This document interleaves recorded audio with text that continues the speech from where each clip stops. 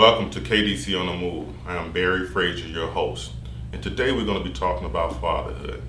And what other better story to tell is the story of the prodigal son, okay? If you're not familiar with that story, let me give you a little brief description of it, okay? There was this guy that told his father that he wanted his inheritance and he wanted to go out in the world and experience the world. He went out there and he squandered all his money and resources, down to the point where he lost everything and he was sleeping with pigs. And someone saw him and he decided to go back to his father's house.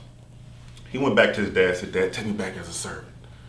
And his father said, "No, I'm not going to take you back as a servant." And actually, when he got up the finest robe and cooked him the best dinner and all that, his brother got a little jealous of that, okay, because his father took the time to actually spend it with him, who has, quote unquote, turned his back on his father's kingdom. So what makes you think that God won't do the same thing for us? Stop thinking of God as this big entity that's going to crack a whip, give you 50 lashes for everything that you do.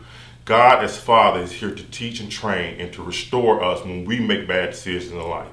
The sin that we go through, the hardships, the struggles and all that stuff, we have a Father to teach us and train us. Even with my own children, I let them know that there's nothing they can do that can stop me from loving them. God will never stop you, no matter what you've done, from loving you. He will always be there to give you the support and admiration that you need. Trust in that fact. I teach my boys 3 rules. Pay attention, follow direction, be responsible for your own things. And your own things include your body and your behavior. God teaches very similar principles within the kingdom, that he teaches how to be responsible with the fact in his mind that he knows we're going to mess up.